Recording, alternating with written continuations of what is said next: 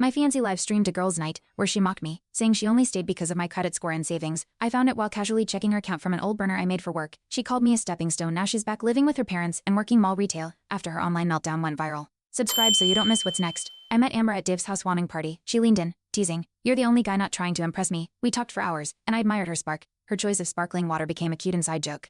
She said I made her feel grounded. I believed it. That night, she wore a silver pendant that shimmered every time she laughed. That symbol, shiny, flashy, untouchable, started following me everywhere. A week later, Amber showed up at my apartment with that same silver pendant, saying it brought her luck. We watched old movies and ate takeout. Simple, easy. She said I was a break from her usual chaos. I felt chosen. I introduced her to Dave, who smirked but said nothing. The way she laughed, how she always needed her water cold and glassy, it felt real. I missed the red flags in her praise. Amber started dropping hints: "You'd look better in tailored suits," or "Your car's kinda basic." I laughed it off. But then she suggested upgrading our place, something worth Instagram. I shrugged. Dave raised an eyebrow when I told him.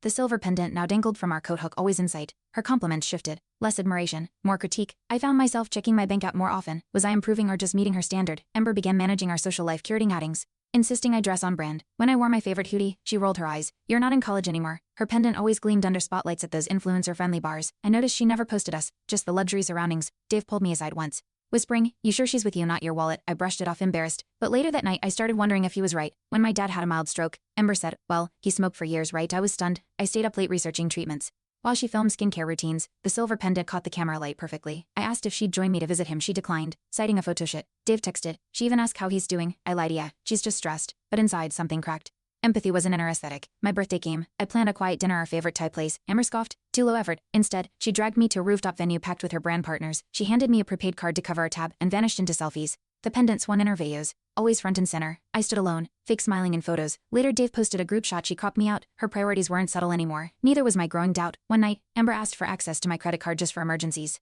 I hesitated. She smiled sweetly, pendant glinting. "We're building a future, right?" I caved. Weeks later, I noticed purchases: designer shoes, spa visits, a hotel in Malibu. She claimed it was a branding retreat. Dave confronted me. "She's spending like it's her account." I defended her, weakly, but in truth, I'd started tracking her spending, quietly tallying each indulgence against what I'd lost. Amber organized a luxury proposal preview shoot, mock engagement photos for her influencer feed. I wore a suit she picked. Her caption read, "Manifesting real love, Unc." The silver pendant gleamed like a spotlight. Strangers praised her style. No one mentioned me. That night, Dave said, "You okay with being a background prop?" I laughed, but my chest tightened. I scrolled her feed, dozens of posts, zero mentions of me. It hit I wasn't her partner, I was her campaign. Then came the live street. Amber, laughing with friends, said I was a reliable wallet with a decent face. She twirled her pendant and sipped champagne. I found it on her backup account, an old burner I once used for testing. I didn't scream or confront. I copied the clip, saved screenshots, and stared at the ring I'd bought. Dave called. I let it ring. I wasn't ready to talk. I was ready to disappear strategically. The next morning, Amber kissed my cheek, asked if I'd booked the Paris trip yet. I nodded, dead inside. While she showered, I transferred files, changed passwords, canceled shared cards. Her pendant hung on the mirror, catching sunlight, mocking me. Dave texted, "Say the word." I replied almost. I returned to bed, smiling at her joke about croissants. She didn't see it, but I'd already left her. Only my body remained for now. Amber's influencer friends planned a weekend spa getaway. She begged me to foot it for networking. I agreed. While she packed, I contacted my lawyer friend, drafted separation terms. Dave helped photograph my apartment, sublet plans underway. That night, she danced around in silk robes, pendant bouncing. "You're too good to me," she giggled. I watched her through the lens of loss. She didn't see the shift, but I was already gone, and she was partying our credit limit. Amber posted a story from the spa, captioned "Manifesting luxury always." Dave sent it with a skull emoji. I texted "Go time." I packed everything: documents, valuables, my tech setup, and left the ring in a half-full glass of sparkling water. I locked the door, tossed the keys to Dave, and walked out. Her pendant had become a symbol of all I ignored. I left nothing behind except the truth she cut an Instagram away. Amber came back to an echo. Her calls went unanswered. She posted vague captions: "Growth comes from change," hoping to control the narrative. I watched silently. Dave kept her blocked, but said mutuals were talking. One wrote, "Didn't she just say he was her cash boyfriend on live?" Screenshots circulated as she panicked. DM'd me 6 times. I didn't answer. The silence was louder than any fight. The internet was starting to connect the glitter to the grift. She went live to clear the air, tears, pendant glinting, saying I abandoned her. But the chat exploded. "You used him." Clips played side by side with her confession. Someone even pulled receipts from her spa weekend. Brands she tagged disavowed her. Dave messaged, "She's unraveling." I didn't gloat. I just archived every DMs, every lie. Her meltdown was public. Mine had been private. But I was finally ahead. The silence, now, was mine to protect. While Amber prepped another healing post, I quietly filed fraud claims charges she made from my account without permission. Dave connected me to a lawyer specializing in influencer contracts. Amber's manager dropped her. Her pendant, once a badge of success, became a joke online. The world wasn't just unfolding, it was watching closely, and I was ready to show the real story. Amber tried to spin it, posted a screenshot of our text, cropped to frame me as cruel, but Dave leaked the full thread. Time-stamped it, the internet turned. Even her sister commented, "He paid your rent for 8 months." The pendant now symbolized deception. People reshared the live street. Frame by frame, I stayed quiet, let her lies bury themselves. Truth doesn't need hashtags. She made a last-ditch apology video, no makeup, crying softly, pendant gone. "I lost someone good," she whispered. But commenters weren't buying it. Screenshots flooded in. Girl, you laughed at him on live. Brand severed ties. She started losing sponsors. Her follower count dropped hourly. Dave sent me a graph. I didn't smile. I just turned off notifications. I was done watching her fall. Her old friends started DMing me. You always wondered why she never tagged you. One said she once mocked my car at brunch. Another confessed she planned the proposal shoot to boost her metrics. Every message reinforced what I already knew, but I didn't respond. I wasn't looking for closure. Just confirmation that leaving wasn't cruel, it was overdue. Amber's final blow came quietly. A finance podcast dissected her behavior, called her a cautionary tale of performative relationships. They played her live tweet clip. Commenters ripped it apart. He was a wallet, not a man. Dave sent the link. I watched in silence. Modding once, the silver pendant appeared in the thumbnail, her symbol of shine. Now a stain. And that was enough for me. I moved to a new place, bare walls, quiet halls. Dave helped unpack. He placed the ring glass in a cupboard. Souvenir, he asked. Reminder. I said I went for groceries and passed a display of sparkling water. I didn't flinch. That chapter was over. I was no longer Amber's audience, nor her financier. I was my own headline now, and I didn't need a pendant to prove my worth. Amber emailed a def-titled closure. It detailed our relationship like a business deal, what she invested emotionally, and what she felt owed. Dave called it unhinged. I flagged it, archived it. Closure doesn't come in bullet points. She still didn't see me, just numbers, optics, lost metrics.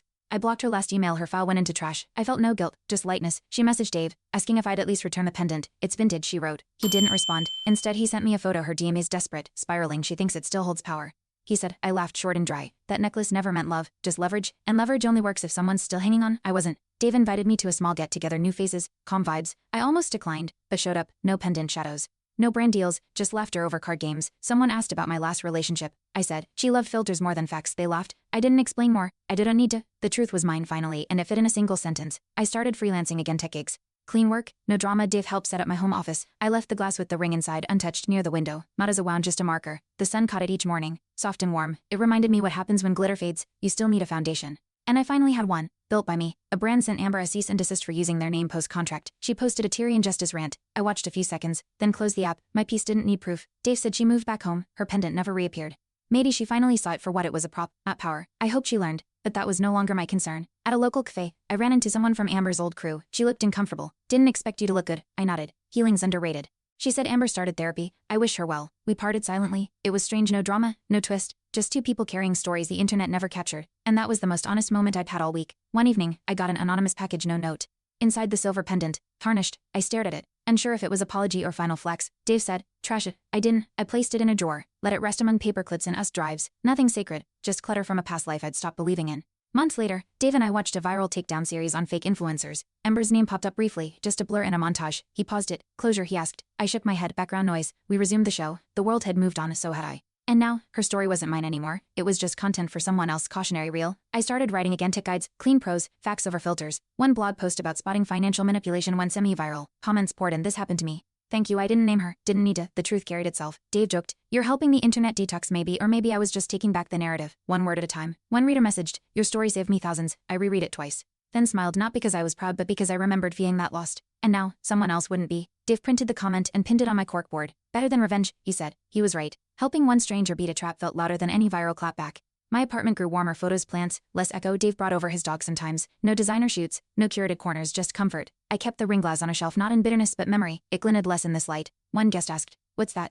I shrugged, just a thing I left behind. And for the first time, that felt like truth. A new client asked why I left corporate. I said, it got too noisy. She nodded. Smart move. We signed the contract. Simple, clean, no hidden motives. Later, I scrolled through Amber's old posts, many deleted. Some archived. The aesthetic was still flawless. But now, it looked hollow. I closed the app. Reality was better. It didn't sparkle, but it didn't lie either. Dave joked I should start a podcast. Call it Sparkle versus Substance. I laughed but considered it. Not for Amber, for people like me. Who got fooled, then found clarity. I jotted the idea on a notepad. Maybe I'd share it someday. Maybe not. Either way, the silence in my life wasn't empty anymore. It was filled with honesty, space, and my own voice. I saw Amber once outside a bookstore, alone. Eyes tired, she didn't notice me. Her phone stayed down, no filters, no pendant, just her. I felt nothing, no rage, no pity, just peace. Dave later asked if I said anything. No need. I replied. Some endings don't need closure, they just need distance. And mine stretched far enough to hold a future.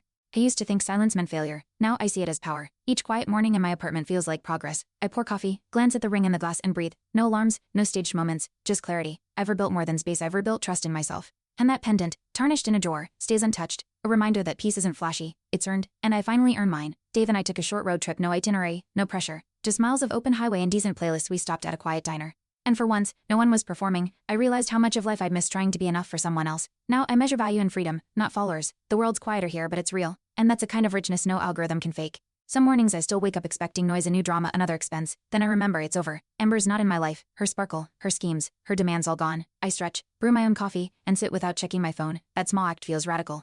Like choosing myself in a world that begged me to perform. Now, the only audience I care about is the man in the mirror. And he's content. I started budgeting again, not out of fear but choice. I tracked expenses, planned savings, even donated a little. Money used to be a leash in that relationship.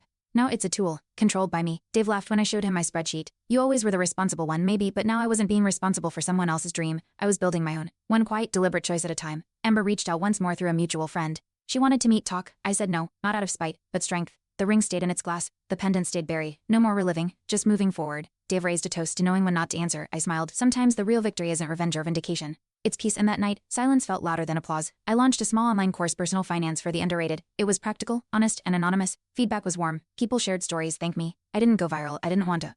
This wasn't about a brand. It was about balance. Dave joked I'd build a better influence model without ever calling myself one. Maybe that's the trick. When you stop selling sparkle, you start building substance, and substance lasts. My apartment's lease renewed. And I didn't hesitate. Stability used to scare me, felt like a trap. Now, it feels like freedom. I bought a second bookshelf, painted the kitchen wall. No one critiqued the color. Dave dropped by with takeout, and we ate on the floor, laughing. No cameras. No brand tie-ins, just two friends, real food, and a space that was mine, entirely, fully, and finally, unapologetically earned. On a random Tuesday, I stood at my window, coffee in hand, watching the city breathe. No drama, no performance, just life. I remembered the boy who once confused love with transactions. He's gone. In his place stands someone who sees value in quiet, in growth, in self-respect. The pendant stays in the drawer, the ring in the glass, but me, I stay present, fully, finally, and I wouldn't trade that for anything. Thanks for watching. Hit subscribe to check out more stories on my channel.